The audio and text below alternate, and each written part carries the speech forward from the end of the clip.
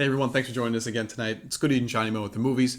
We're bringing you episode 43. We are going to be going over Zack Snyder's Justice League, his cut that officially has been released on HBO Max. Is that what they actually call it? Zack Snyder's Justice League? Zack Snyder's Justice League.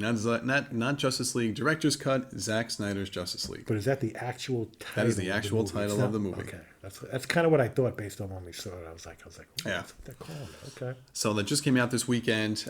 We've already got a chance to watch it. I've seen it twice, and already the spoilers ahead. So be ready for that. Hands down, a much better film. But before we get any further, so that's a little tidbit. That's a little preview. But before we go there, our traditional drink of the night. I'm still in Irish mode from St. Patrick's Day last week, and I'm still drinking Murphy's Irish Stout in a Guinness glass because right now Guinness isn't worthy to be poured into a Guinness glass. But Murphy's Irish Stout is, and that's what it gets. You are drinking. I'm drinking. I'm actually already into the summer mode here. I have a Blue Point Summer Ale, and the seasonals are already starting to come out. It's spring, but they're here, and I'm in the summer mood, so I'm getting it done. Cheers. Cheers. Thanks so much to the people that are watching this on YouTube, to our listeners on our podcast. Feel free to, again, leave any comments below. Share your thoughts on the film. Share this with your friends. Follow us wherever you can. And I hope you're grabbing a drink with us to join us for this discussion. We always want you guys to participate, have a drink with us, sit back, enjoy. We know these are in-depth. These are long-form reviews. We don't really do the 10-minute short stuff, as you've seen if you followed our channel. We really try to go in-depth a lot with these movies in our reviews.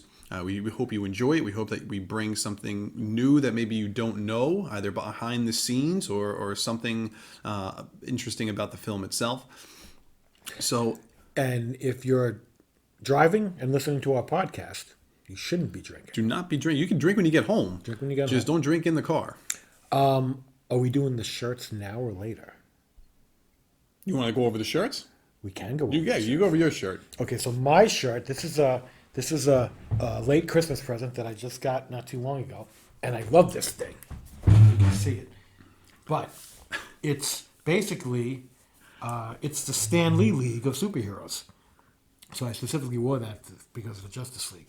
But it's basically Stan Lee as the Vision, Hulk, Captain America, Spider-Man, Doctor Strange, Thor, Mr. Fantastic, Daredevil, and Iron Man. Oddly enough, no X-Men in that group. No mutants. Surprised. They need to do a shirt with images on the back, too. This way they can get more characters. You know what? Is there anything even on the back? I No, never it's even not, looked. no. Okay.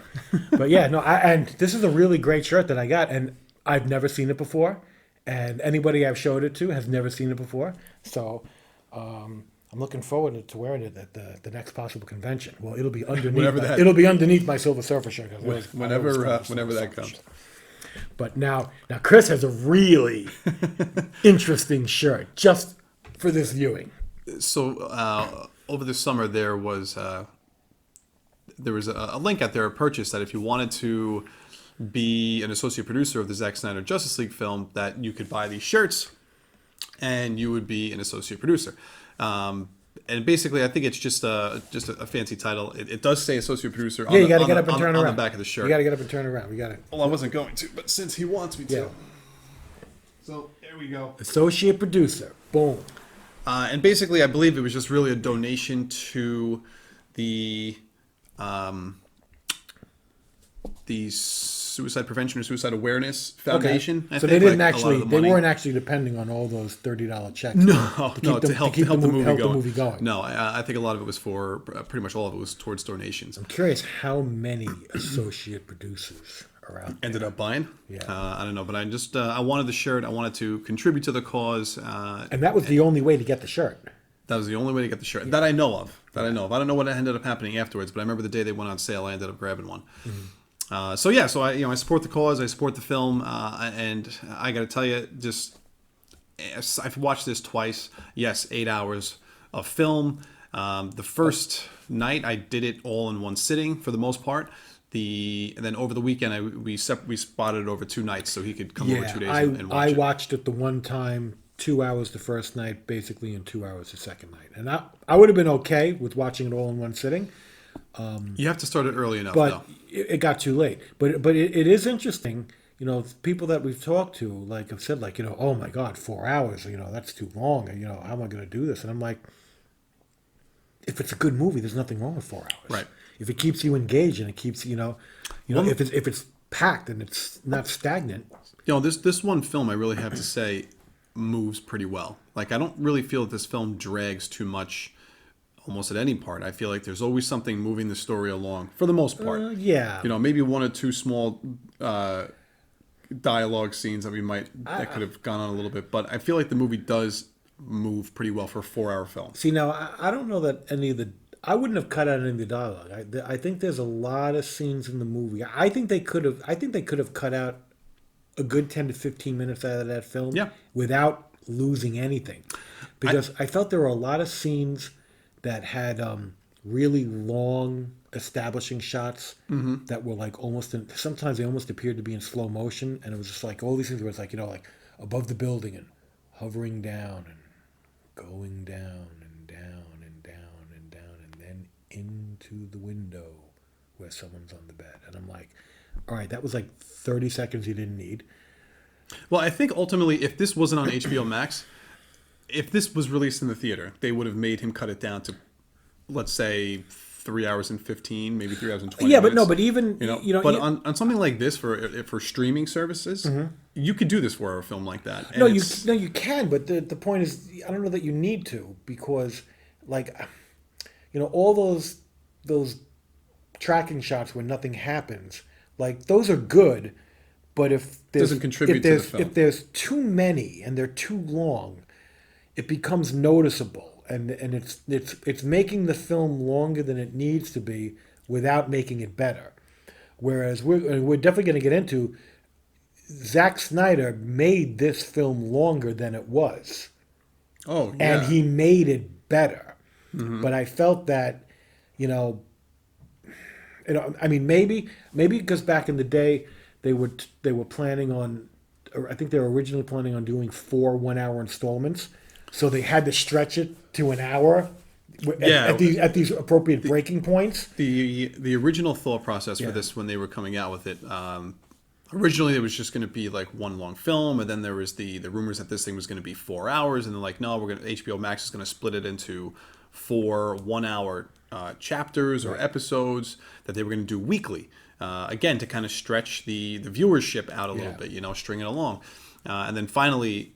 I think within a month of it being released, it was finally solidified that no, it's going to be 1 4-hour film, and it's going to be chaptered out. So I could see where if you had that first hour block and you're like, all right, I need an hour, I got to go from here to here, and it's like, well, if I go any further than that, I'm getting into like chapter 2.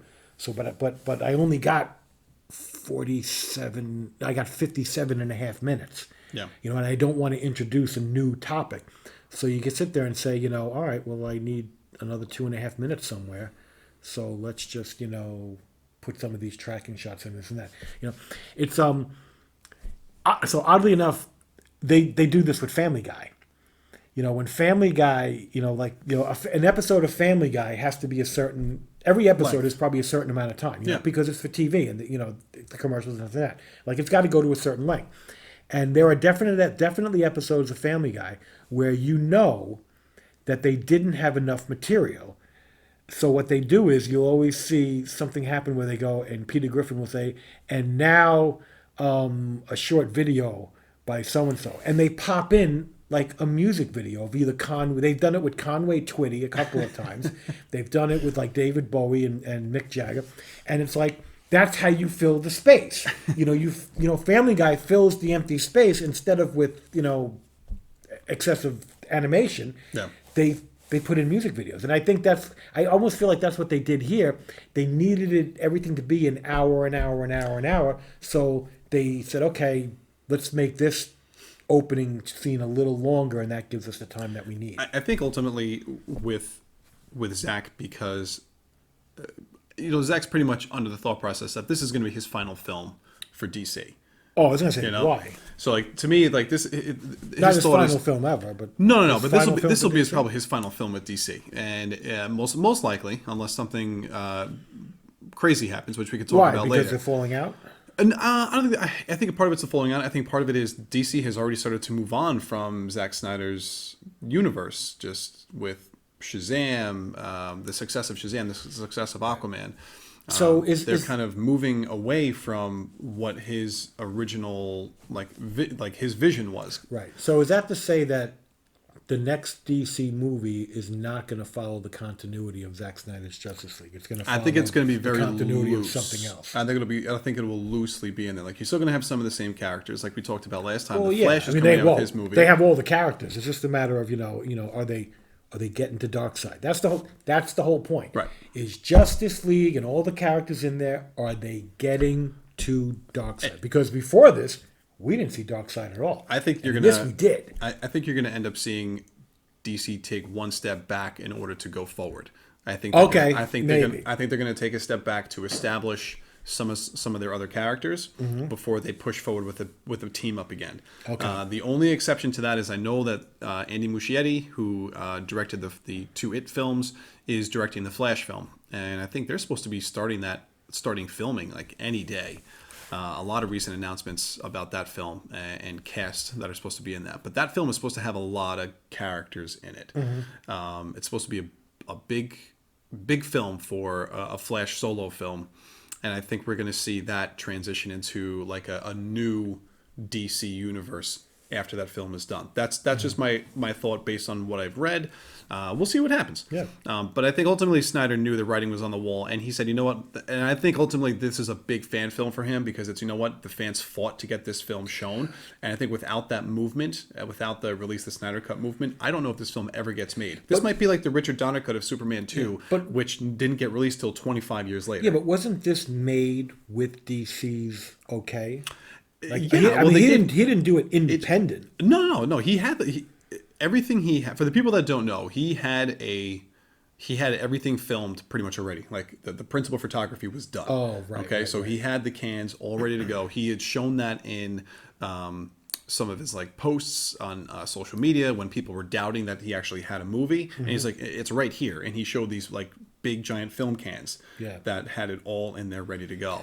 But it wasn't it wasn't a cut of the film. Right, it was right, just right. all the footage. Right. So basically, when he stepped out due to personal reasons back in the day, Josh Whedon took over and he made reshot a good amount of lot of film. Used, So we're gonna a little bit of footage, I guess, and, a decent amount of footage from the original. Our last video we did, I said there was a ratio of probably like 25-75, 25 Zach and then 75 Joss.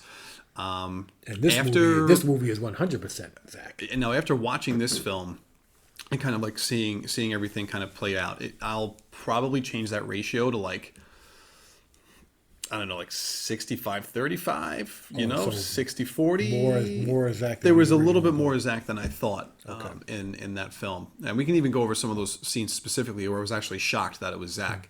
But I'll say this, the stuff that worked for me in the Whedon film are the Zack Snyder scenes, funny enough, that are in this movie. Yeah. So, and I can understand, okay, that's why I like those scenes, because it was Zach. Yeah. And from the start of this film, completely different. Well, just to talk about the difference in time frames. Are you talking 2 hours, like almost 2 hours Almost exactly? 2 hours versus 4 hours. Almost 4 hours, exactly. And, you come down to, the decision-making at DC, and at the end of the day, I mean, I think Zack Snyder probably kind of told DC, I could make a 4-hour film, and they probably, 3 to 3.5, 4-hour film, and they probably said, oh, no, that's too long. Yeah, and, they want more viewings. The shorter the film, the more viewings they Right. get. That's their idea. They're out there to make money. With a movie with this many characters, 2 hours is not enough, and that was obvious. That like a lot of things was a lot of scenes were rushed. Everything felt rushed. Not nearly enough development. I mean, there are entire characters in the Zack Snyder cut that aren't in the 2017 movie At at all. all. You Yeah. know, and and this is not for nothing.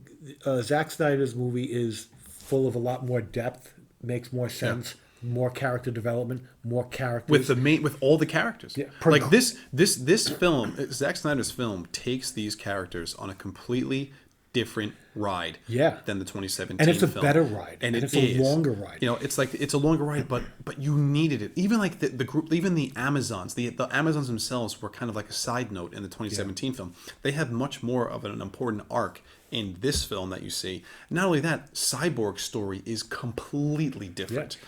And it's you get to see his mother, a completely different relationship with his father. Mm-hmm. We get to see Ryan Choi, who becomes the Atom. You actually see a relationship with his father as opposed to almost no relationship. That's Almost explored. nothing. Yeah, because ultimately, where the movie goes, like you can sit there and say, it's not the same movie stretched into 4 hours.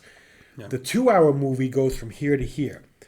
In terms of story, in terms of progressing the story of what's going on. The overall picture of the DC, storyline of all the movies and characters. Whereas this movie goes so much further. It brings in much more and it goes so much further. So to me it's another example of, DC just not knowing what the hell to do with themselves, being penny smart and dollars completely stupid. Yeah. Because what they should have done was, kind of saw how good Zack Snyder's 4-hour version would have been and said, wow, this really would be hard to cut into knock down to 2 hours without really cutting out some good stuff and, cutting out a lot of stuff. And, it's the first Justice League movie. So like the last Avengers movie was a 2-parter. Yeah. Well, DC wasn't going, the Avengers route, where they introduce the individual characters and then they make a giant movie at the end. They said, no, we're not going to do that.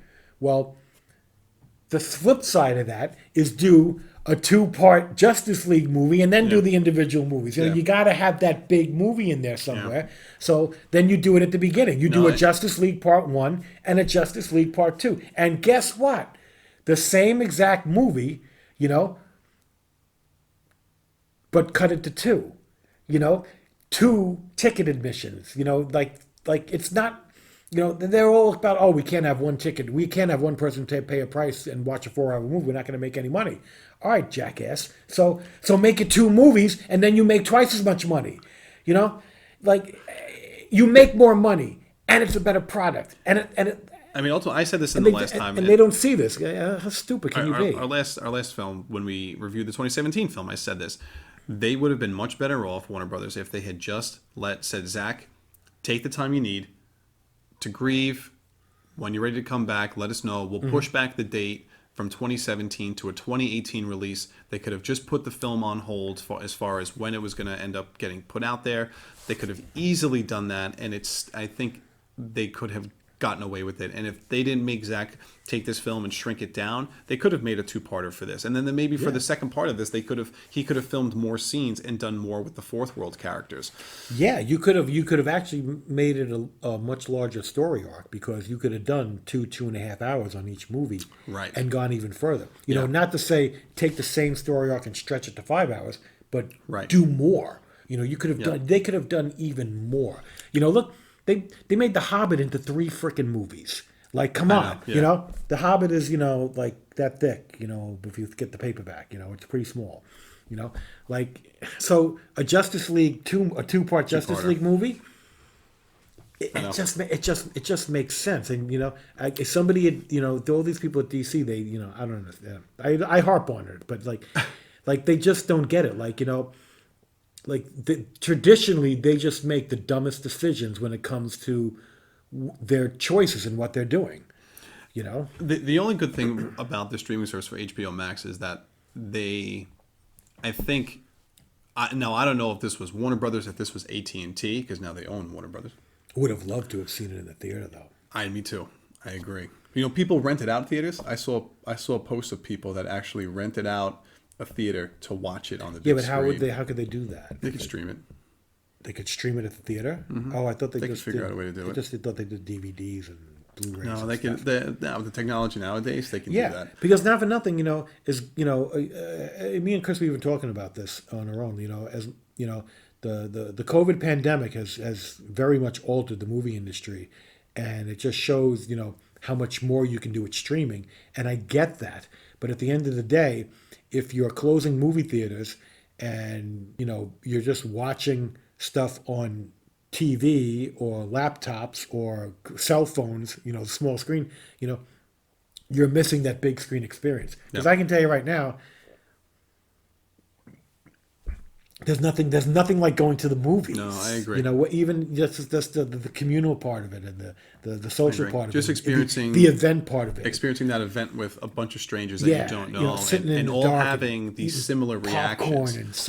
right group. It's and the size. It's aside from the experience. You're talking about the size of that screen is nothing you are ever going to be able to duplicate at home. Yeah. Unless you're a multimillionaire. millionaire, your whole house is an amphitheater, the size of the Javits Center. You're living in an amphitheater. It's like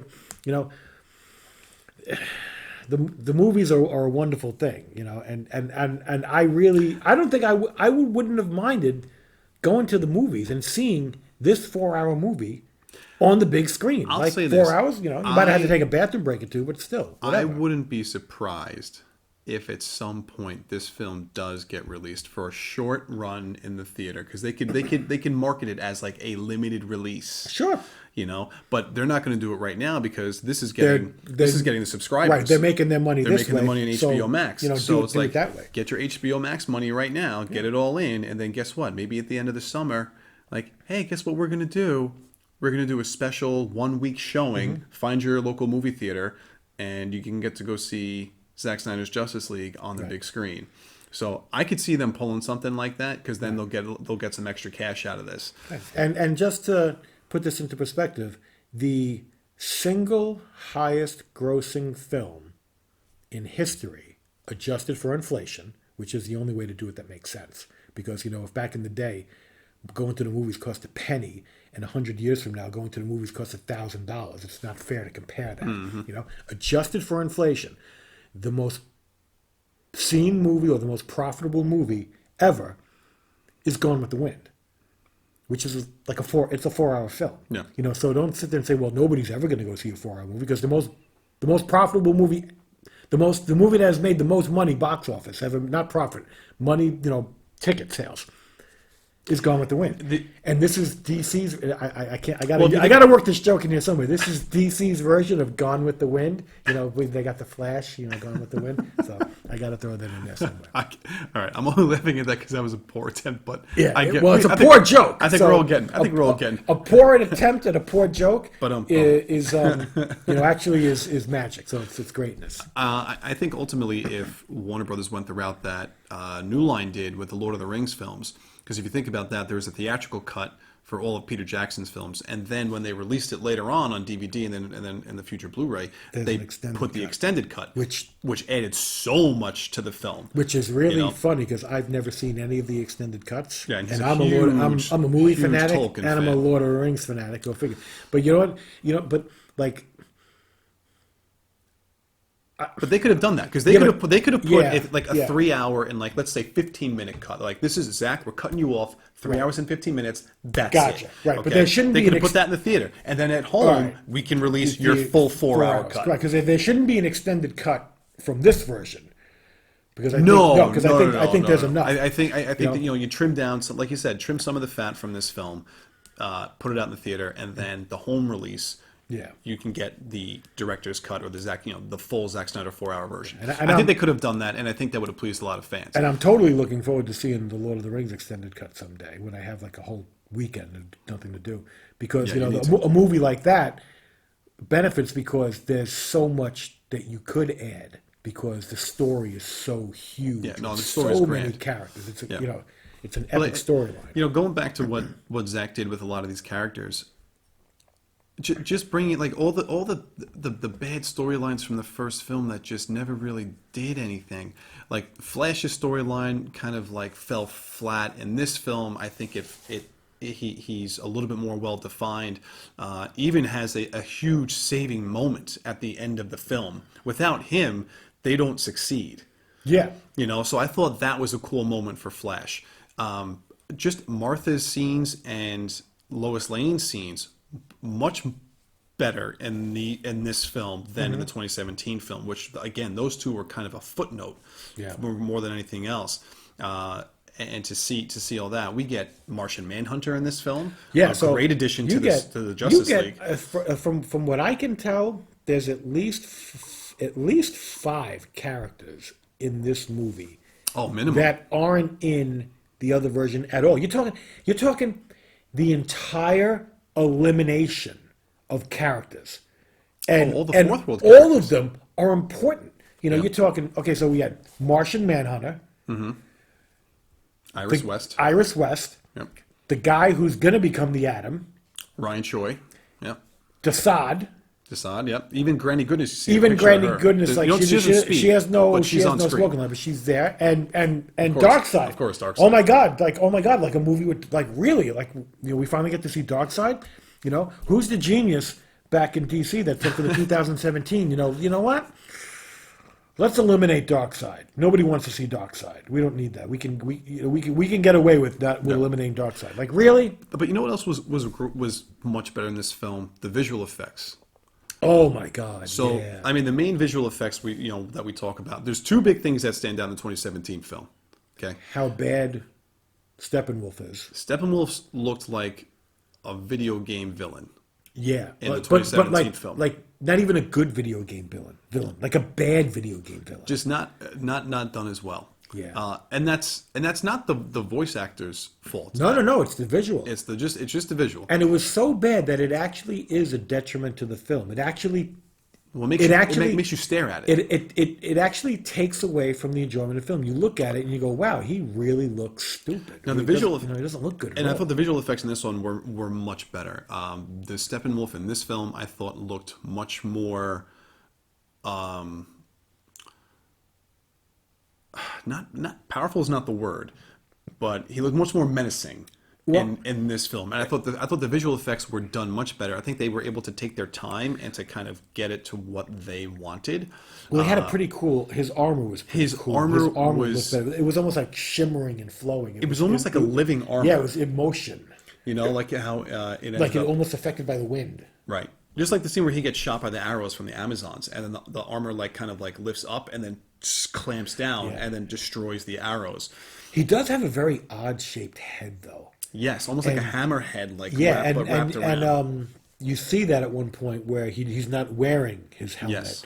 And it actually I'm glad they did that because the way his helmet, it just looks like it could just be like back in the day people wore horns. But in the 2017 film, that's what it was. Like he just basically had like a horned helmet, in most cases it's just the way the helmet is shaped, but in this case, it's actually his head is actually shaped that way. And I thought that was a cool addition.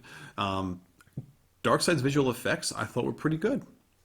Yeah, no, I thought he. I thought they were pretty good. I really enjoyed that. And the second thing that's the biggest standout from the 2017 film is getting rid of Henry Cavill's stash via CGI, and he had that CGI mouth in multiple scenes, and you could tell now which scenes were reshot by Whedon that they took away that mustache of his. Like seeing Henry Cavill in this film brought me such joy because one, I thought the 2017 film was going to be the last time we saw Henry Cavill, and the fact that we get him in a whole nother film in scenes that we had not seen him in previously, I really enjoyed. And the fact that we get rid of the stash, Snyder said he really wanted to do Henry Cavill justice after hearing what happened to his character in the 2017 film. Right, because I definitely noticed in the 2017 film that his in a number of scenes his face didn't look right. It looked puffy. It looked like Yeah, that's all the CG. All of that was eliminated in this one because he didn't have a stash when he was filming this. This was all before he started filming the Mission Impossible movie, so he didn't have the mustache. So all the scenes and the Whedon one that Whedon done were later. Yeah, he had the stash. So all the reshoots. He had to reshoot all those scenes. So we're seeing the original shoots of those scenes. Correct. Oh, okay. Because because I couldn't. It did look better to me, but I didn't know if Well, for instance, I didn't notice or I wasn't one. sure. Okay, so one of the scenes that overlaps is the scene where Superman is resurrected and he has to fight off the Justice League characters. In the 2017 film, in the Whedon one, before Superman really like talks or anything, and he's fighting them, you can see that he doesn't have that. His mouth looks normal. Yeah. And that is exactly what is in the Zack Snyder film. That's his cut. It's when he goes and talks to Batman. That's the difference. Okay. Because he in the Whedon film, he picks Batman up, lifts him up off the ground, and starts talking to him face to face. And when he talks to him, you could see the mouth is a little weird again. And then he takes Batman, and then he throws him when Lois comes. Right. This time, it's not. He's talking to Batman, and then he pushes him, and then basically like knocks him back. Now that whole scene when Lois showed up, it seemed like in the 2017 movie, like Batman or somebody said, we got a secret weapon. Bruce says that to Alfred. He's saying, Alfred, send in the secret Send weapon. in the secret weapon. Yeah. But in this movie, she just happens to be in the area and Yes. walks over. Yep. So she sees him. I'll be honest with you. I think I found that to be a little too convenient that she just happened to be. Oh, there's a convenience to that. I'm not going to argue with that at all. I think I was more okay with the fact that Bruce would have said, Lois, we might need would you. have brought her. Because that would have been a smart move. Either bringing Lois or his mother. But how screwed up would that been if Superman didn't catch on right away and just crushed her head? That would have been a downer. So there's one thing that Snyder has basically admitted since this has come out, and everyone, a lot of people have seen this. So there's a scene of Lois waking up in her bed alone, and you can see her kind of like reaching next to her, and there's no one there. And then she kind of has this like revelation of like she needs to get back to work. So she opens up her bed drawer next to her, takes out her reporter badge, her pass for the Daily Planet, and in that drawer is a pregnancy test. Yeah, I saw that. I noticed that. So Zack Snyder has confirmed that in this movie, Lois Lane is pregnant, and that's what stops Clark. That's what stops Superman from killing Batman, is that he hears the baby's heartbeat. That's what stops him from killing And Batman? that's what like kind of snaps him out of it. Oh, okay. When he sees Lois and he hears the heartbeat. But they don't... You don't know that. You don't see show that. No. Gotcha. But as a quick sidebar, when Snyder's original 3 Justice League films that he had planned, originally he was going to have when Superman went to when he was under the influence of the anti-life equation and kind of like decimates the Earth with Darkseid. Bruce Wayne and Lois have a relationship, and I think he was going to get Lois pregnant at one point, and like they were going to like have a kid, and then Bruce had to make the decision to send Flash back in time to warn Bruce about what was going to happen to Lois. Okay. And he's like, well, if I do that, he's like, I'm not going to have Lois anymore because she's going to be with Superman still. Right. So there was this whole like dilemma for him, and Warner Brothers didn't want that. They're like, no, you can't have Lois and Bruce together. So instead, he was like, okay, fine. Then Lois is going to be pregnant from Clark, and they were going to have a son. And then like the third film, I think in the final act, like Batman was going to end up sacrificing himself for the team. Okay. And then when Clark's kid, they were going to name him Bruce Kent. So when his kid grew up and was like 18 or 20, he was going to bring him to the Batcave and give him the mantle of being the Batman. Okay, but he's probably really powerful. He doesn't have any abilities. Oh, he doesn't have any. Zack said specifically like he was going to be a human child. He was not going to be Kryptonian. He was not going to have any abilities. He should be half Kryptonian. Should be. Well, technically, I guess he is, but he wouldn't have abilities. Okay. So I thought that was a really interesting story that Zack threw out there. But I don't think we're ever going to see that. Unfortunately, I think we're just what we got is what we got, and that's it. So now at the we're going to be jumping all over the place, but Yeah. So at the end of the movie, we get Martian Manhunter. We get him twice. Yeah, we get to see him twice. Oh yeah. Once he pretends to be Martha. We do get to see him twice. He pretends to be Martha Kent, and Yep. that's the funny thing. Martha Kent shows up to see how Lois Lane is doing, but it's really Martian Manhunter. And I was telling Chris, I said, okay, so what happens when next time Martha and Lois meet, they said, "Oh yeah, we had a really good talk that time." And Martha's going to be like, "What the hell are you talking about? I'm the one who should be going senile, not you." Losing my memory. But yeah, and the character. And then we get a full shot of him. We get a full shot of him when he at goes the very end of the when movie. he goes to see Bruce. Yeah. But his character in the movie, his human name, is not John Jones or whatever. He's the General something. Yeah, General, I think Swanwick. Right, and he was in Superman vs. Batman. He was also in Man of Steel. He has a was prominent also- yeah, role in Man okay. of Steel. So he's kind of keeping his eye on things as being this general. Yeah, no, it's the actor's name is Harry Lennox, and And the only thing I don't like about him is like, how do you explain his name, Martian Manhunter? Are there Martians?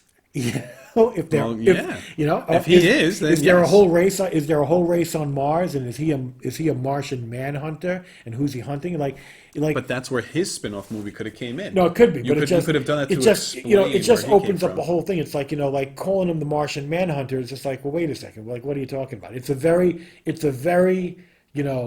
Silver Age. Well, it's not. Well, it DC is. thing. It is, but where it's also, you can do anything. well, basically, he's also telling them too. He's like, I've been known as, or I've been called, the Martian Manhunter. Right. So, to him, it's like that's a part of his life that we haven't seen, or we don't have any information about that yet. Right. But Without any context, like without context, if he's the yes. only one, it's a goofy name, unless it does Yeah. imply that there's a whole race on Mars. yeah, So then you also get the Asian guy, who's going to be the Atom. Ryan Choi is supposed to be it because you see him take on, at the very end they kind of give him the pass to, I think they said the nanotech division or whatever of Star Labs. Right. Okay. Where So the one thing something's that's something's going to happen to him, and he's going to become the Atom. so here's the one thing that has annoyed me so much in Zack Snyder's trilogy. Okay, when we're saying trilogy, I'm talking about Man of Steel, Batman vs Superman, the Ultimate Edition. I will never reference the theatrical version. Wait a minute, did Zack Snyder directed all three of those films? Mm-hmm. Oh, I don't And know if I then knew that. and then the Zack Snyder Justice League.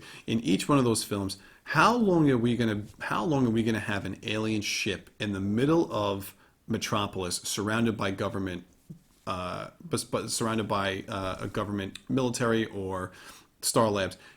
Can Superman please just take the ship and bring it back up to Greenland or the Antarctic, wherever he Area had it? 51. Can he please take it and get it out of the city? Why is it still there? That has bothered me. He might be the only person who could move it. Exactly, but that's what I mean. Dude, that's your fortress of solitude. In this film version, that ship is meant to be his fortress. Really? Yes, it made his suit. He was able to communicate with his father that okay. way. Okay, It has the Kryptonian technology in it. Okay. That to me is the fortress. It's the pseudo fortress. It's this film's version of a fortress of solitude. Okay. So why is it still in the middle of Metropolis? That has always bothered me when I see this. I'm like, at some point, can we please have Superman take that ship and get it out of there? So, little sidebar. I'm still annoyed by that. That's kind of funny. I don't know that ever bothered me that much, but I see your point. Oh yeah. Let's. I mean, I know he's been dead since Batman At the vs end of Superman. the day, but nothing to see here. When they, when they were rebuilt, when that plane that blew up back in the day, when they tried to rebuild it, they didn't rebuild it where it crashed. They took all the pieces to a hangar somewhere and they did everything, Right. Take it. Yeah. Nothing to see here, and we're going to make sure because we're moving. Yeah, we're going to move the whole operation I just somewhere thought else. that just irks me. I don't know why it's still like So that. then we also got Iris West. We got an Iris West. Now keep in mind, I know a lot of these characters, but I'm not a DC guy, so Chris definitely knows them more. So they have Iris West as an African woman. I'm assuming in the '60s Iris West was white, but is the current Iris West black, or on the TV show? The TV show she is, yes. Okay. Yeah.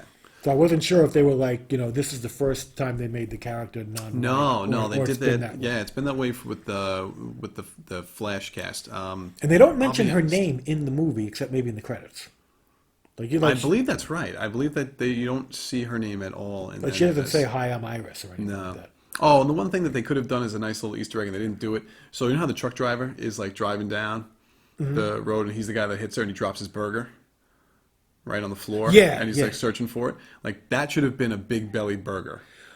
Right. Oh wait, was something beeped? Is that us? No, we're good. Wasn't that the truck that had the thing on the side? Like that was. Yes. Okay, so Gardner Fox. So it was like it's like an industrial truck, and there's a whatever it was for, but it was like some kind of company name, whatever the name of the company the truck he was driving was Gardner Fox. Gardner Fox's Groceries or whatever it is. Right. Not sure, but at the end of the day, pretty sure Gardner Fox was one of the guys, One of the creators. creators of the Justice League of America. Yep. Not sure if he was the writer or the artist. I forget. I forget too. I'm not sure. Because I'll be honest with you, this, if you try to, crunch all the names of the Golden Age and Silver Age DC guys, it's 100 names that you've heard over and over again, and you really start to lose track of who's an artist and who's I got to say, I was actually really happy with a lot of the names that they put in the credits for a lot of the creators that they put in there. a lot of because you're talking about There was a huge amount because they had, there's so many characters in there. There's so many people Yeah. to pay respect to. and you had creators from yesteryear, a lot of Silver Age guys, and then even like some current creators from, let's say, like the New 52 and the early 2000s, but definitely names in there from like the 80s and 90s. I was really happy to see that because these guys deserve a lot of credit and more. I feel like they probably don't get the credit enough for what they do. They certainly don't get compensated the way that they should. And I think that the aside from the list of names, I think they had 3 standout ones where I think they said, Superman created by Jerry Siegel and Joe Jerry Shuster. Siegel and Joe Shuster, yep. Justice League of America, Yeah. created by Gardner Fox. Fox. And did they have Batman? Yeah, Batman created by Bob Kane with Bill Finger. Okay, and then they Wonder Woman. also had. I don't think they had. They didn't have one I don't think created they by had Wonder William Woman. Wilson. William Martin Wilson. Wilson. I don't remember seeing that, but they did have Fourth World created by Yes, Jack Kirby. Yeah, because and that was a standout. yes, that he had on its own. because when Jack Kirby when Jack Kirby went to DC, he was involved with in the Jimmy Olsen series where they introduced Darkseid, Superman's pal Jimmy Olsen, and then he also did, he did like he was New Gods. He put out a whole Yeah. set of comics, and like each one, it was New Gods, Demon, Mr. Miracle, Yep. Commandy, Sandman, Forever People. Yes. And most of those series, and I'm probably missing one, most of those series were like Darkseid was embedded in there, like Yeah. Apocalypse and Darkseid and all that stuff. You'll see Darkseid pop up in a lot of those. I mean, but he's probably one of the greatest, if not the greatest, villain for DC Comics. Darkseid? Yeah. He's got to be one of, if not the number one. Well, I think power wise, he's the guy to up there. beat. Yeah. But in terms of the greatest iconic villains for DC, you're obviously going to be you're gonna have like. We can talk about Joker. We're going to talk about Lex Luthor. Yeah, Yes. right. I understand. Catwoman, Yeah. who I think would be considered She's more of an anti-hero. more of an anti-hero, I guess. But yeah, Darkseid would be up there. And it was always kind of funny to me because there was a, in some of these crossovers between DC and Marvel, Darkseid met Galactus, Yeah. and Galactus took him out like no issue. Like he's shooting him with the Omega beams, and Galactus is like, "Are you kidding me? Like, are you kidding me? Like you're the top dog over here." He's like, but then later, that was a one-shot call. I think Darkseid, Galactus, the Hunger, or something like that. I forget. But it was like, and I'm sitting because I remember reading that for the first time, going, who's gonna win? And I'm like, Galactus should win. Like, are they gonna make it like, let's have it a tie? And like, no, Galactus definitely was like ahead. Didn't kill him or anything, but Darkseid was like, he's tough, but I'll have to figure something out. But hands down. But then later on, in a different crossover, Darkseid met Thanos, and they went head to head. And if I'm not mistaken, Darkseid took Thanos down. Darkseid, right? Because keep in mind, Did Starlin? Oh no, Starlin helped create Mongol, not yeah, Darkseid. when everybody thinks of Thanos, they think about Thanos with the Infinity Gauntlet. Like Yes. no, like He didn't always have that. Right. He didn't always have that. Thanos was tough before that. When he got the Infinity Gauntlet, he became super duper. But like Thanos on his own was tough to be reckoned with. Yeah. He held his own in hand to hand combat. Against Thor and Thing at the same time. That's not easy to do. But in my opinion, like Thanos at his normal level, not enhanced by cosmic, weapons. Thanos meets Darkseid. Darkseid wins. I would agree. Yeah, and Darkseid did win, because Darkseid is tough. And so, talking about Darkseid a little bit, I almost found that, like, the flashback scenes with Darkseid when they were fighting on Earth 5,000 years ago on the plains or whatever, I almost felt like he was too much of, like, a barbarian. Well, there's a reason why. So, I thought the same thing because I felt he was almost easily defeated. Yeah. And went back because he was basically defeated by the gods, by the old Greek gods. He was basically by Ares. Yeah. That was Ares that defeated him. Right, that the guy cut with him with the the axe. guy with the thunderbolt That's was Zeus. Yeah. Yeah. So in that flashback scene, he was Uxas. Uxas. What's his actual Darkseid's name? Oh, I have no idea. I think it's Uxas. I think it's UXAS, something like that. Oh, but that was before he basically had the power of the Omega. In him. Okay. Because if you notice too, he doesn't even have his suit. That symbol's not the Omega symbol. Yeah. Because granted, that was supposed to be, I don't know, 5,000 Yeah, years whenever it ago. was. So he hadn't even found the Omega ability yet. So I think once he gets that, that's when he takes his power level to a whole nother. Right. And I'll be honest with you, I don't think I've ever understood what the anti-life equation is. I haven't either. I have no idea what that is. The only thing that I know about it is that it basically can control all life. Like if he has control over the anti-life equation, he has control over life. Right. And now that's all I know about it. So, and apparently part of this movie is, It's on Earth, of course. Steppenwolf figures out that the anti-life equation is on Earth. It's like, what does that even mean? Of course it is. How would that even happen? Of course it is. That's just as stupid as, two, Visions walking around with a soul gem, and there's another soul gem down the block. They just happen to be on Earth. They all wind up on Earth. You're like, yeah, okay. I don't think so. But listen, they've got to have a reason for him to come to Earth, and Well, no, he's coming to Earth because of because this is the Boxes. one. This is the battle. Okay, so incidentally, they completely changed the history of that battle. Mm-hmm. The battle from 5,000 years ago in the Josh Whedon cut is basically Steppenwolf getting his ass handed to him. But this time, I don't even think you see Steppenwolf. It's Darkseid. Yeah. It's Darkseid getting beat.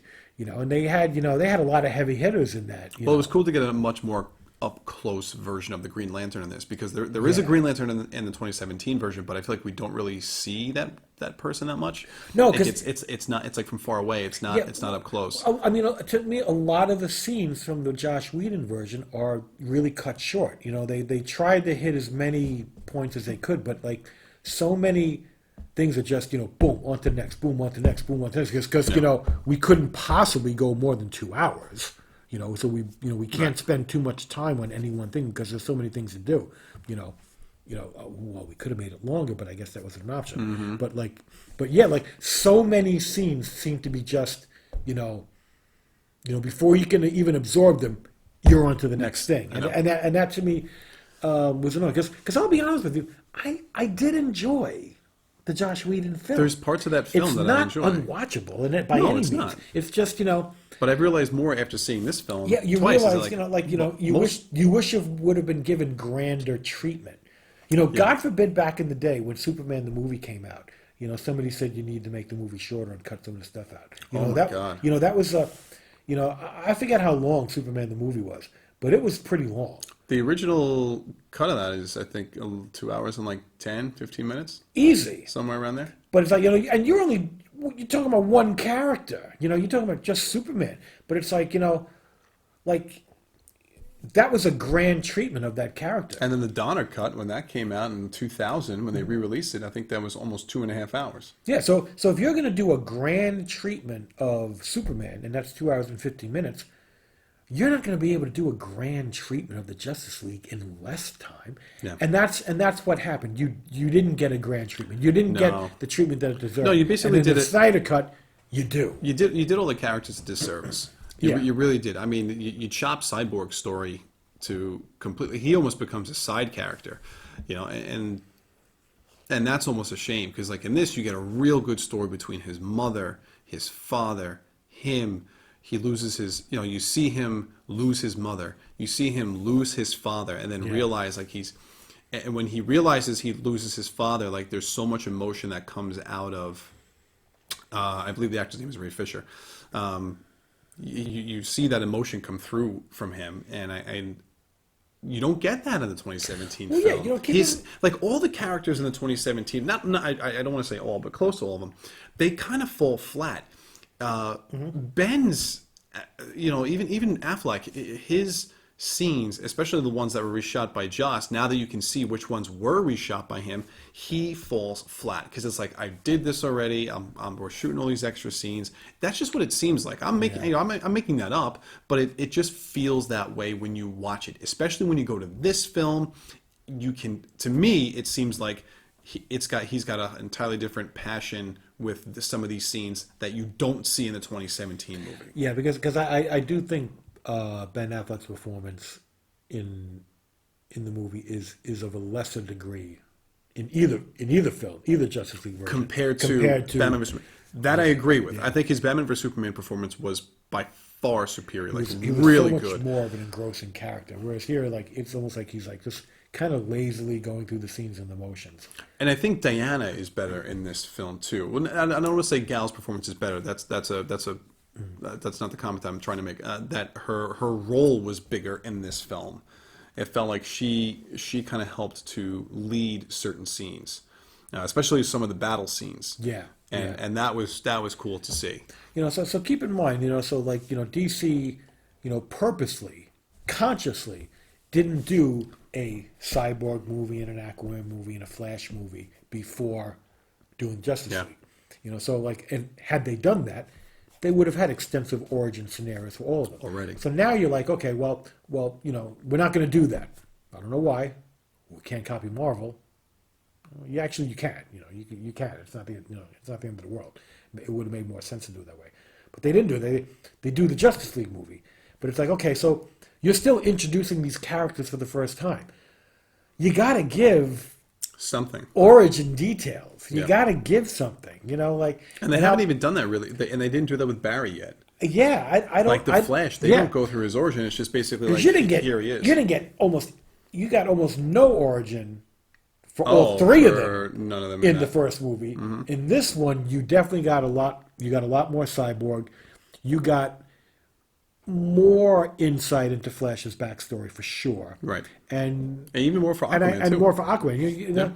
And granted, if they had been individual movies, they would have fleshed out the whole origin. But if this is how you're going to do it, you can't just say, well, we'll just put them in there. Like you got to give more details. And they didn't nearly give enough details the first time around. I was hoping to get more J.K. Simmons. I said that last time when we did our last video from the Whedon version.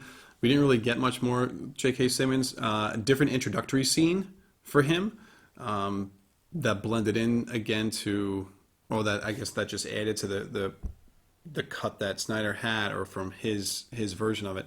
But definitely not what I wanted. I wanted to see a little bit more of him. I liked him a lot. But we did get some really good scenes with Alfred. Yes. And I think like what actually like such a great scene is him and Diana with the tea, and he's trying to tell her how to make the tea because she was like she was going to do it wrong, I guess, and he's explaining like no, this is how you should do it. You're going to burn the tea, or you're going to do something to it. Not and for nothing. she's 5,000 years old, right? And he's explaining to her how to make the tea. But British guys. But he's the British guys in their teas. Yep.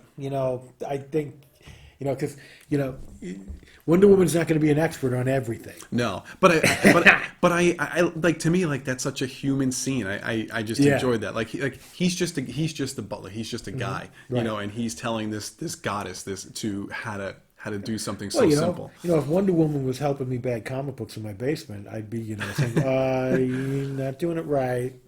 This way. But how just great was it when like all the characters finally go into the Batcave for the first time? Very different again from the Whedon film, where these guys all come in and like Flash is still pretty giddy compared to what he was in the 2017 one, and then you got Aquaman walking through and he's like just looking at everything. He's like, badass Alfred. Yep. And I was like, that's cool. I mean, there was definitely some good comic relief in this.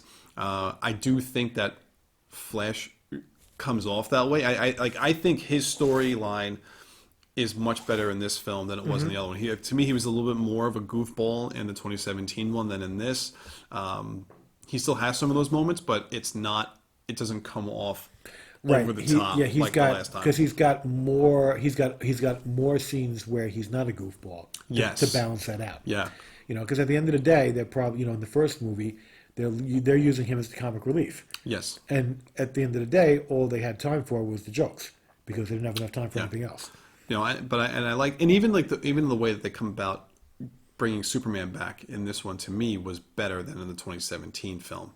In the 2017, like, you actually see. I was hoping they were going to get rid of the whole like grave digging thing, like the grave robbing, like in total, but like they still show it to a degree.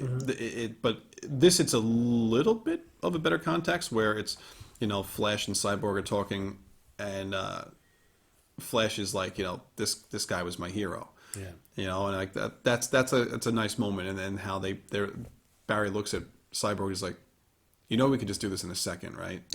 and Cyborg, I think he said something like, it wouldn't feel right or something like that. Right. They take their time to dig him up.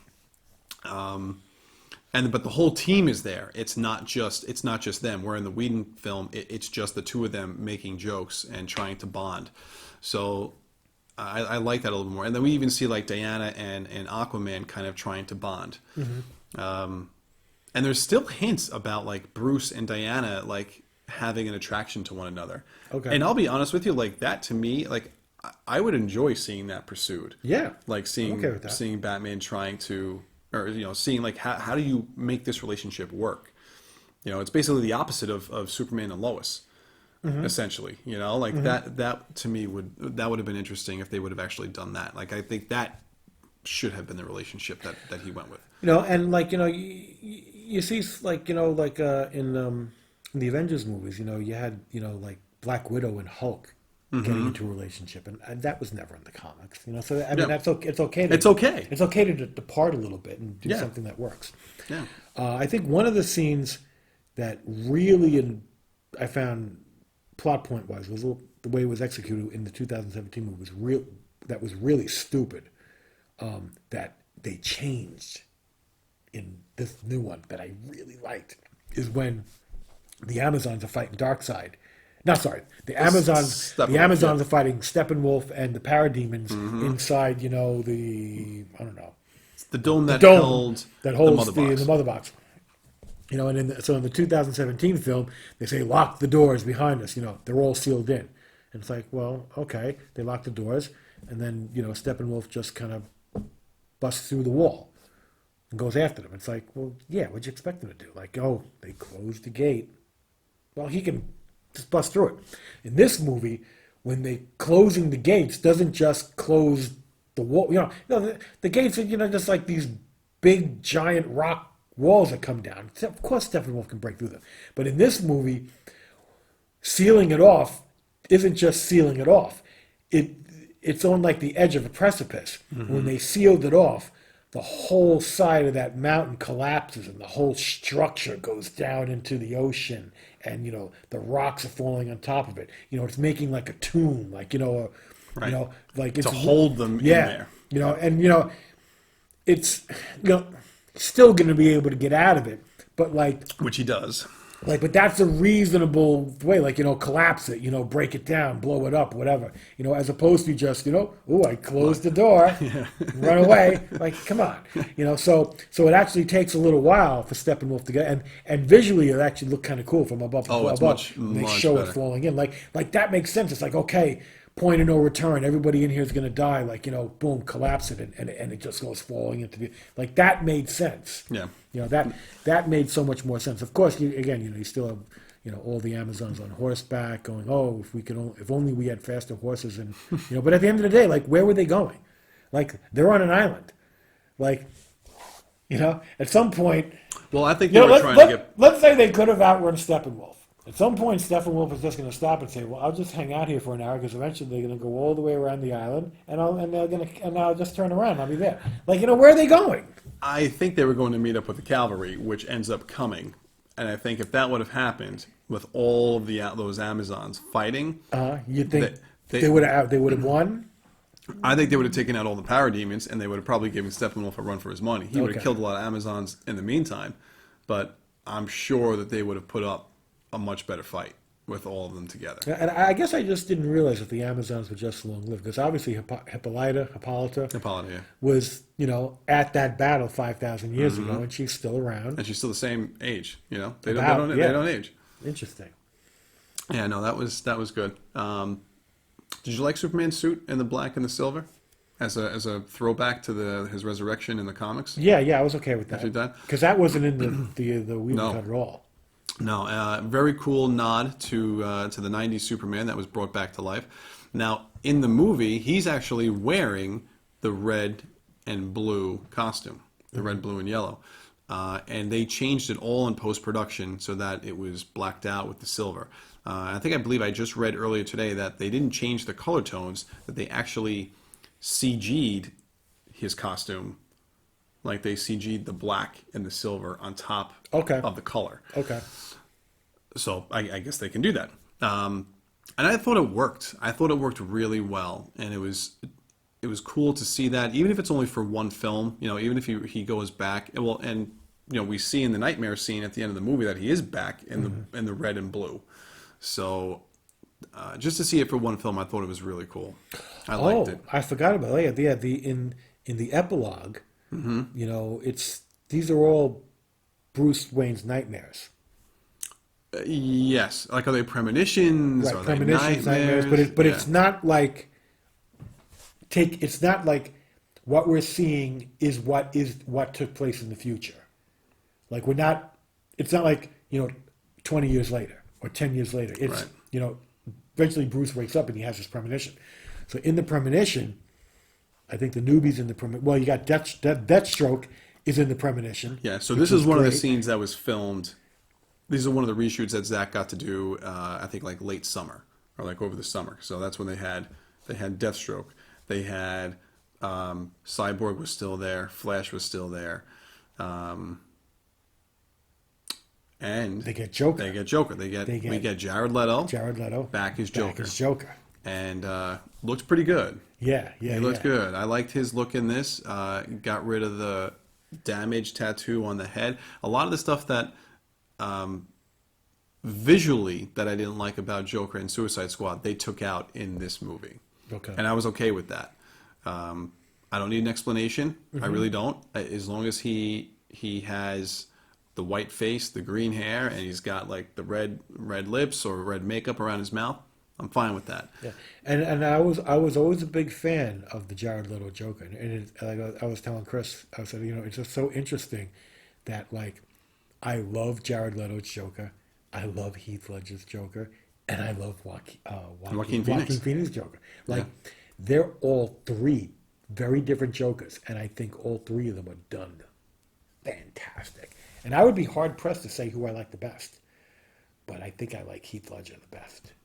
I think I do. Yeah, I mean they all it's all different takes, and just a matter of which one you really truly prefer in the end of the day. But all three have given incredible performances. I mean, you can even still go back to Jack Nicholson and Cesar Romero. Like those performances as well are all pretty good. But I mean, yeah, I don't know if you're going to find something better than Heath. I still think he's holding the torch on that one. But so at the end of the day, like, I think the only thing that I think my only criticism of the 4-hour cut is, again, some of those lingering scenes where nothing is happening. There's just a lot of long establishing tracking shots, and some of them appear to be in slow motion, and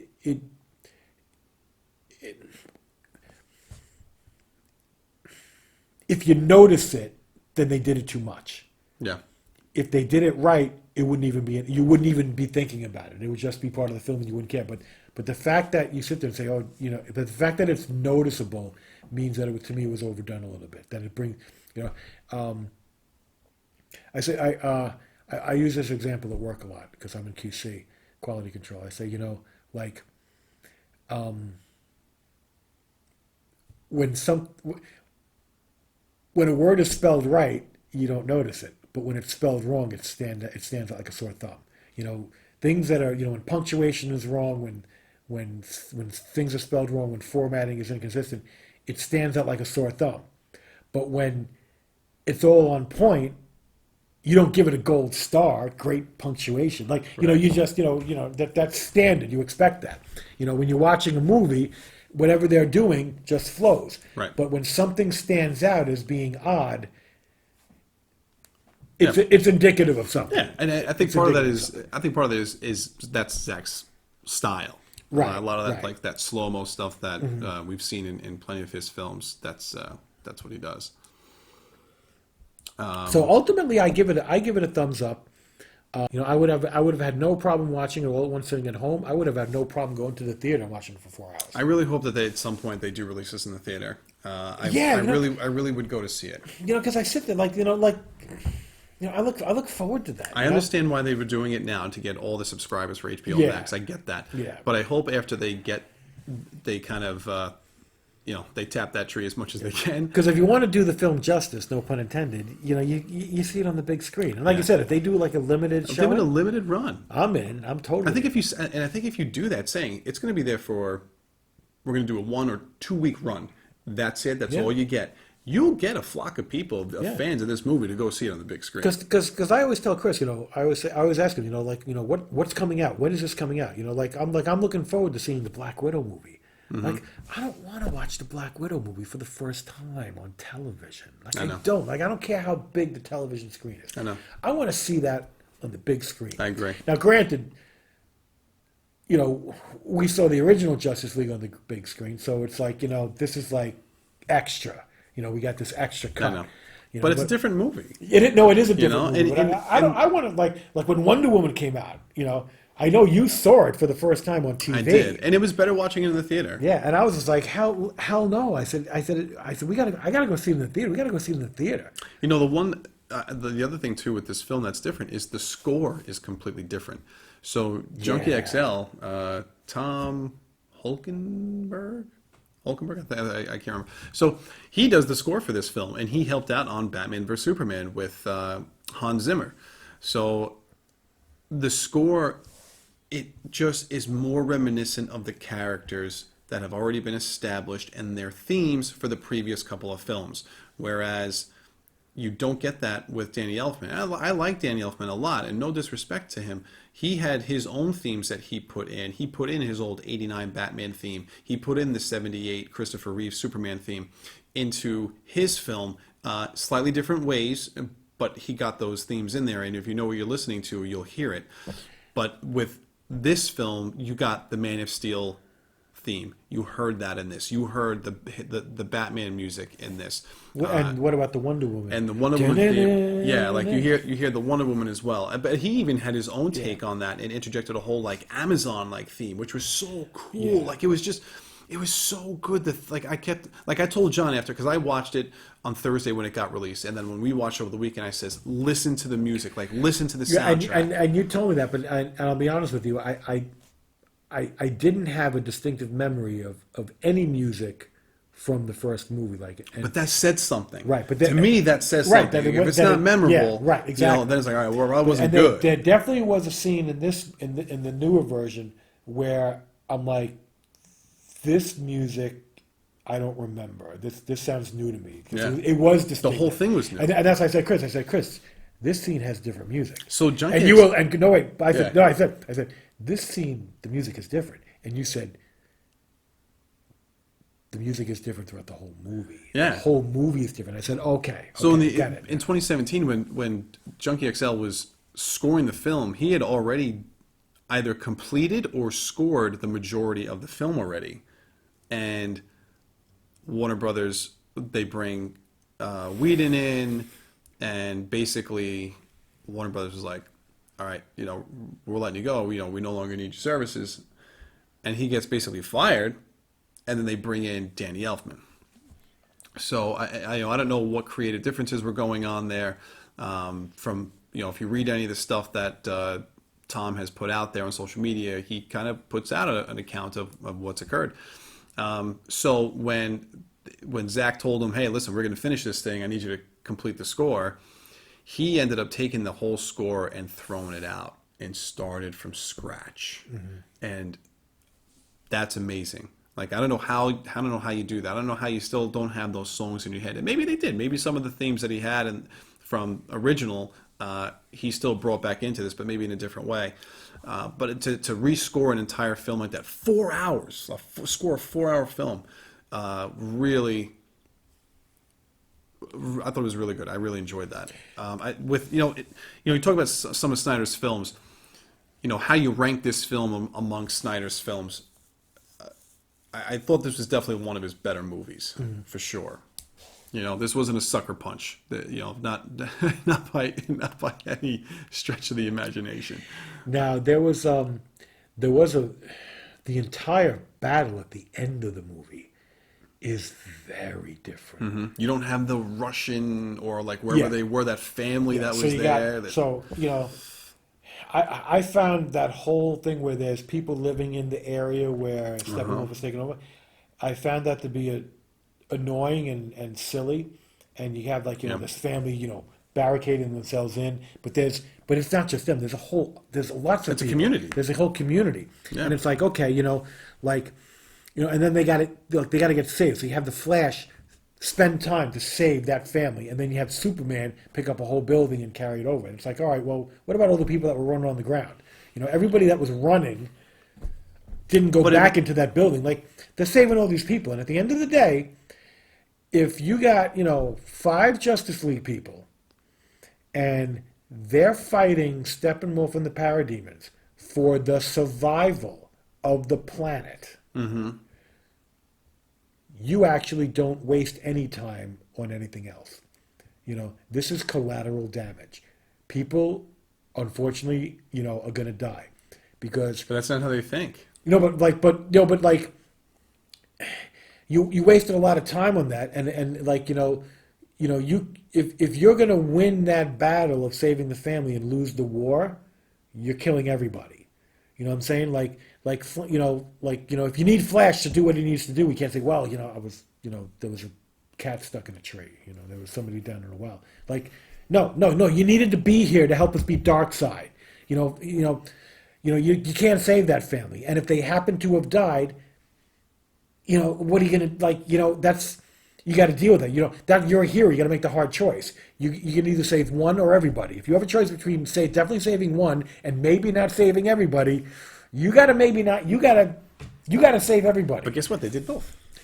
They did both, but it was silly, and but that's why that's not in this version. And it made this version made it more like it was more of a cosmic battle as opposed to a human battle. People, the supervillains and the superheroes battle in the street, and somebody gets knocked into a building, and the piece of the facade of the building falls off, and then somebody saves the kid that was standing there and their mother, and then they go back to the fight.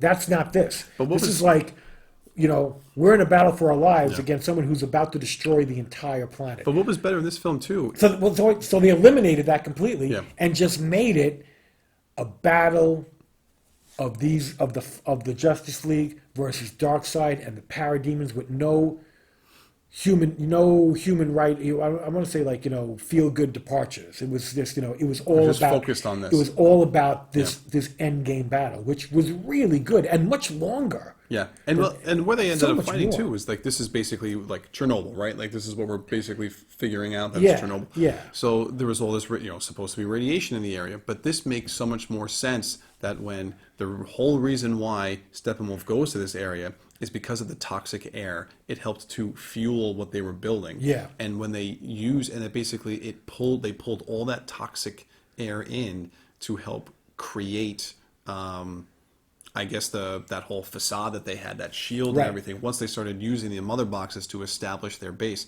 Well, and that's that whole premise is what establishes the fact that it is deserted. Like that's how Right. you explain that it's deserted. You don't say, well, was it's a fallout. Oh, it's supposed to be deserted, but there's all these people here. No, no. Literally, I think that's somebody sitting there going like, well, let's put a family in there and they save them and it's a feel good and because they weren't in there for one scene. Like they were, It was multiple They were scenes. in there for multiple scenes. Like you were kind of tracking, the story of this family through the different phases of the area they were in and how they were finally saved. And it's like, you got time for this stupid family that shouldn't be in Chernobyl because they're going to die from radiation. and you're not developing any of the characters. But you're going to keep them or even add them. But let's get rid of Martian Manhunter and Iris West and Mossad and Darkseid. It's a waste. Come on. I mean, these are not smart. These are not smart decisions. Listen, this is the reason why I will never, most likely, I should never say never. Oh, I will never ever watch. I don't the think I original will version. ever go back and watch the 2017 No need movie to. ever again. I There's think no I need watched to. it when we did our review. I think that might be the last time I ever watch it. Yeah, it's From it's beginning like, to end. Well, it's like the same thing with the theatrical cut of Superman v Batman. Or Batman v Superman. Whatever. it is. Never go back and watch What's the the theatrical cut point? again. What's the point? Yeah, because to me, like, these are the director's cuts. Yeah. The Batman vs Superman Ultimate Edition, director's cut from Snyder. That's what he wanted. That's what should have been in the theater. This is Snyder's version of Justice League. This is what should have been in the theater. This is what should have been made. So to me, his trilogy, I will only watch those three versions. But Well, I Man have of Steel's I have only a one feeling version. though, if Zack Snyder stayed on the film and they told him he could do whatever he wanted, they gave no restrictions. I don't think it would have been a 4-hour film in the theaters. I think it would have been 3.5 hours. Possibly. Like, I mean, he basically had it seems that he had carte blanche to finish the film for HBO Max. Yeah. So I don't know if that's Well, he true should. or not. That's the whole point. Is to But just the whole throw point it for the all out. streaming is to just put out, and that's why I We think. didn't want an edited version of this is Zach's version. We wanted all of Zach's. But this is why I think the movie we got had all that extra scenes in there, like the extra angles and everything else. It's because this is it for him. Yeah. And I think that's it. I don't think we got anything else. There are talks that the movie franchise is going to take a different direction. However, there are talks that maybe we might get something that continues this on streaming, like a movie universe on HBO Max that they can continue this, and they'll give him, you'll get a budget to make these films. Now, because to me, that's a no-brainer for HBO Max. Yeah. Like if you're AT&T and your streaming service is struggling and you're looking to get this jump started and get this going, you just had a huge success with the Zack Snyder Justice League on HBO Max. To now, let's say, hey, you know what? People want more. This ended kind of on a cliffhanger. Yeah. Like, let's see where this goes. Let's try and do this. And they'll give, like, we're going to give you this. This is the budget. Yeah, it's not a theatrical cut of the film. Like, you're not going to be putting this on the big screen making, $800, $900 million. This is now going to be for streaming. This is now your budget. You got to work with $150 million, $200 million budget. This is what you got. That would bring subscribers. You make that film in 2 years, and all of a sudden you're telling people, hey, this is coming. We're making this new movie. I think you keep a lot of people on, or at least you'll have people coming back to watch that movie at some point in time, and you'll get subscribers. I think that, to me, if best case scenario, that's what happens. There was talk at one point that Snyder was going to pair up with Jim Lee, and they were going to make a comic version of his next two Justice League films. Oh, really? Okay. But I don't think that's happening right now. Another interesting change at the end is they kill Steppenwolf. Yeah, really cool. They cut his head off. So the scene where that happened, so the Wonder and- Woman scene in the 2017 movie where she jumps up, Superman ices Steppenwolf's axe, and Wonder Woman comes through with the sword and cuts his axe and destroys it. You know what, though? I'll be honest with you, though. I don't know that Superman's ice breath should have destroyed that axe so easily. In this movie, in the Snyder movie? Yeah.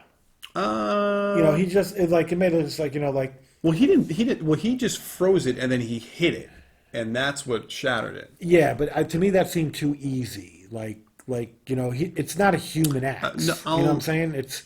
It's probably some sort of super duper weapon. well, it's an alien, yeah, It's a- alien alloy and everything. Yeah, okay. No, I'm not going to argue I with was that. as soon as he did that, I was like, that was too easy. That shouldn't have been that easy. I don't. I'm not going to lie. I did like how he just tossed Steppenwolf around and just kicked the crap out of him. Yeah.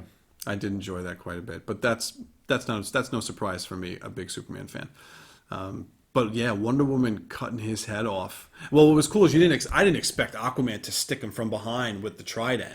Right, So Aquaman right. hits him with the trident, picks him up, and then Superman comes along and punches him off the trident back into the boom tube. And right before he gets there, Wonder Woman comes and just chops his head off as he's going through. And like, what a great shot of the fourth world characters turning around. Darkseid steps on Steppenwolf's head and basically just crushes it under his boot, and then he's just looking at the Justice League. Yeah. And they're just staring, waiting, looking at him like, are you coming through? Yeah. And then they just basically close everything down. And of course, what is Desaad's talking to him, telling him, I told you that Steppenwolf would fail you. Yeah. And of course, and then Darkseid's like, well, get the Legion ready, or get the Armada ready. Like, we'll do this the old way. So they're coming to invade. Right. And like that's the ending. Coming Like, in force. like what a great opportunity to show something like that. Yep. And that's and I don't think we'll get like, it. yeah, exactly. It's all sitting there like, oh, what happens next? Well, we're not going that way. Really? You're not going that way? I know, but that's why I ultimately think, John. I think we'll see Darkseid again. Well, I hope it's what you said. They're gonna take a step back and go in another direction, but it's still gonna end up. I think we are going to eventually get there in a different version, a different way, but I think we'll get there eventually. I think it's just a matter of they want to start establishing, they want to course correct the ship a little bit and start building up some of these characters.